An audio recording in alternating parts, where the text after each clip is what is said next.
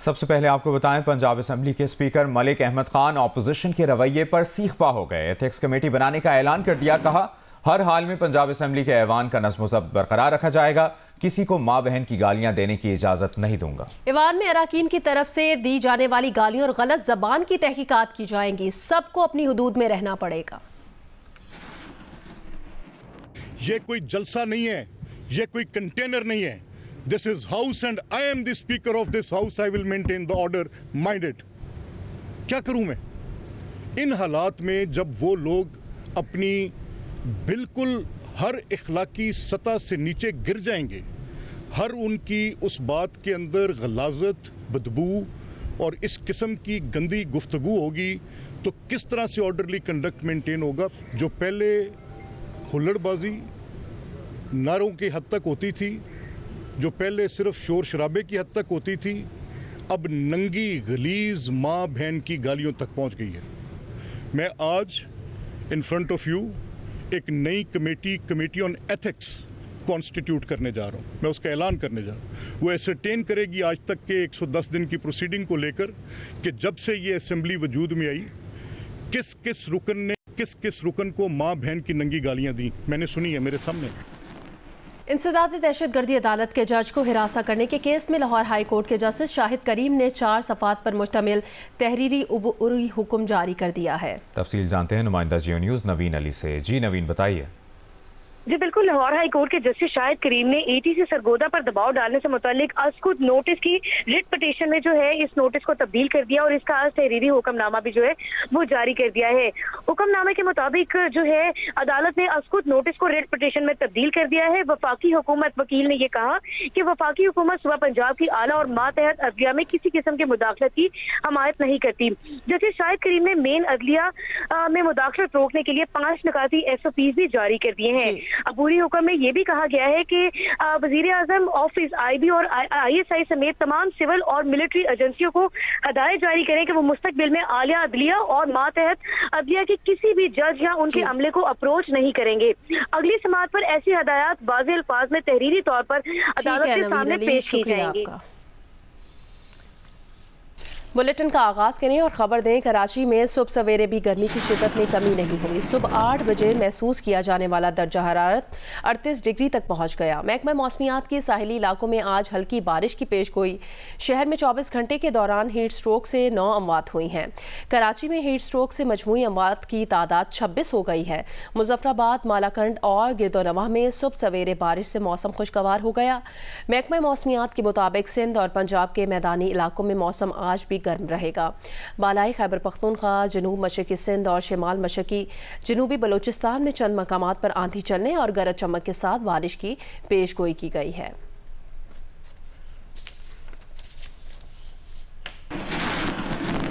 शहर के मुख्तलिफ इलाकों में बिजली और पानी की अदम फराहमी पर अवाम की जानिब से एहतजाज में शिद्दत आ गई है। Kemari, Liaquatabad C1 area, Liaquatabad 10 number, Abbas town, Shaheen complex, Punjab Chowrangi और गुलशन हदीद से मकीन सड़कों पर आ गए हैं। शदीद एहतजाज के बायस ट्रैफिक की रवानी शदीद मुतासिर हो रही है। हिजरत कॉलोनी, सुल्तानाबाद और सिटी रेलवे कॉलोनी के मकीनों ने शाहीन कॉम्प्लेक्स चौक पर बिजली की गैर एलानिया लोड शेडिंग के बायस एहतजाज किया। मुश्ताइल अफराद ने एहतजाज के दौरान Chundrigarh road, doctor Ziauddin Ahmed Khan road को रुकावटें लगाकर बंद कर दिया। मुजाहिरीन के मुताबिक इलाके में 14 से 16 घंटे गैर एलानिया लोड शेडिंग की जा रही है। दूसरी जानिब Punjab Chowrangi, Liaquatabad 10 number, Liaquatabad C1 area, Abul Hasan Isphahani road और अब्बास टाउन में भी अवाम की बड़ी तादाद बिजली की अदम फराहमी पर सरापा एहतजाज रही।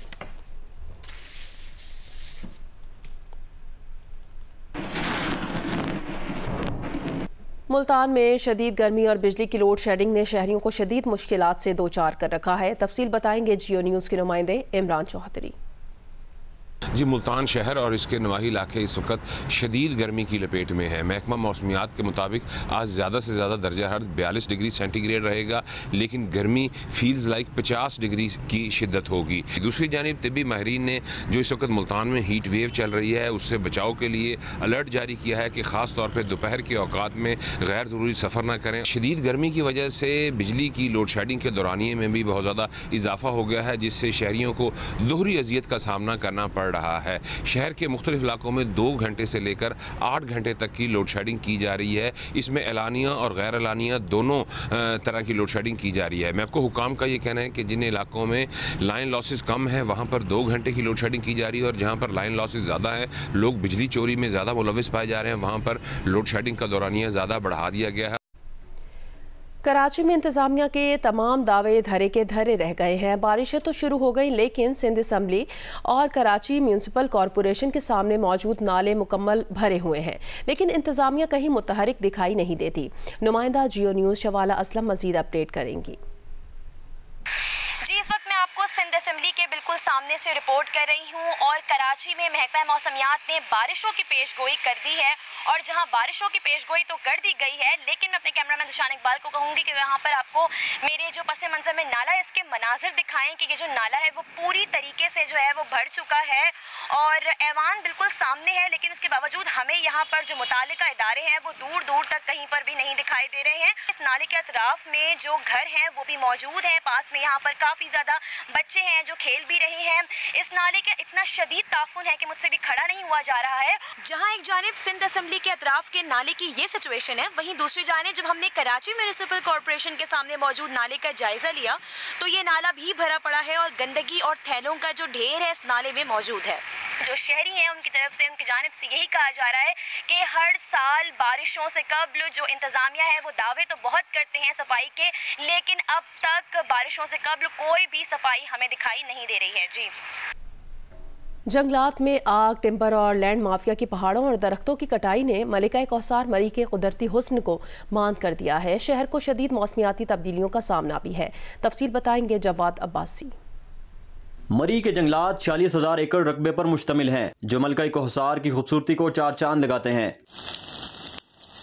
लेकिन जंगलात में आग लगने के मुसलसल वाकयात रोनमा हो रहे हैं। एक्सप्रेस वे से मुल्हका जंगलात, घोड़ा गली, बांसरा गली और ब्रूरी के हजारों कनाल जंगलात जलकर खाकस्तर हो चुके हैं। टिम्बर माफिया भी बेरहमी से दरख्तों की कटाई जारी रखे हुए है। महकमा जंगलात का अमला आग बुझाने में मसरूफ तो दिखाई देता है, लेकिन आग लगाने वालों का ताकुब नहीं कर रहा।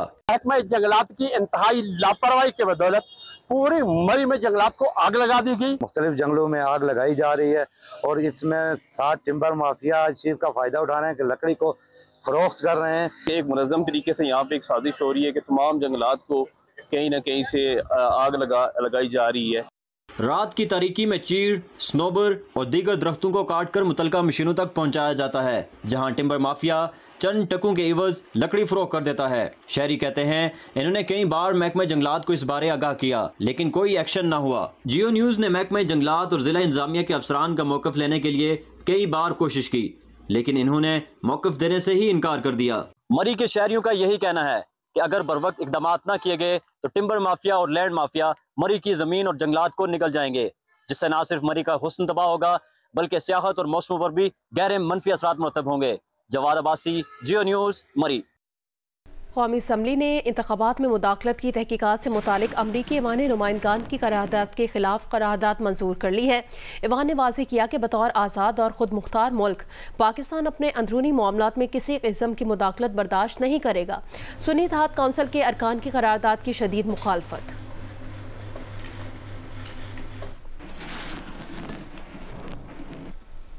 अहम सिफारती महाजों पर 2 बड़ी तब्दीलियां कर दी गई हैं। अमरीका और अक़वाम मुत्तहिदा में सफ़ीर तब्दील कर दिए गए हैं।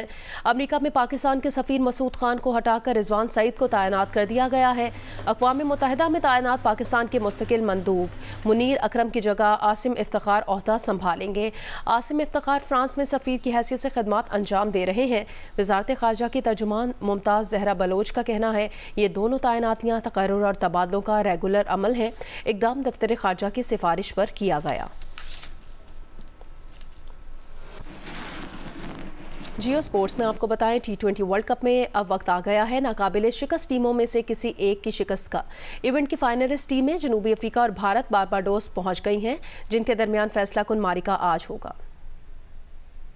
इवेंट में जनूबी अफ्रीका और भारत के फाइनल तक पहुंचने का सफर शानदार रहा है। दोनों टीमें सेमीफाइनल समेत अपने तमाम 8 मैचेस में नाकाबिले शिकस्त रही हैं। अब वक्त आ गया है कि किसी एक टीम की हार का, लेकिन ये भी हो सकता है कि फाइनल में भी दोनों नाकाबिले शिकस्त रहें, क्योंकि बारबाडोस में हफ्ते की सुबह से शाम तक बारिश की पेशगोई है। बात यहीं ख़त्म नहीं होती। इस फैसला कुन मुआरके के लिए इतवार को रिजर्व डे भी रखा गया है, मगर उस दिन भी सुबह 11 बजे से शाम 5 बजे तक बरसात की पेशगोई है। अगर बारिश ने खेल ना होने दिया तो दोनों टीमों को मुश्तरका तौर पर चैंपियन करार दे दिया जाएगा। इस्लामाबाद में एशियन जूनियर स्क्वॉश चैंपियनशिप जारी है। पाकिस्तान के 4 खिलाड़ी मुख्तलिफ कैटेगरीज के फाइनल में पहुंच गए हैं। Asian 6 red ball snooker championship में अजद इकबाल ने आलमी चैंपियन अली अलुबैदी को शिकस्त दी। अजद ने कतर के खिलाड़ी के खिलाफ बेस्ट ऑफ 7 फ्रेम का मैच 4-1 से जीता। ओवैस मुनीर ने पहले मैच में कुवैत की मकदाद तकी को 4-0 से ज़ेर किया। अंडर 21 चैंपियनशिप में पाकिस्तान के हसनैन अख्तर ने थाईलैंड के क्यूज को शिकस्त दी, जबकि एहसन रमजान को अंडर 21 चैंपियनशिप में बहरीन के हुसैन अकील के खिलाफ वॉक ओवर मिल गया।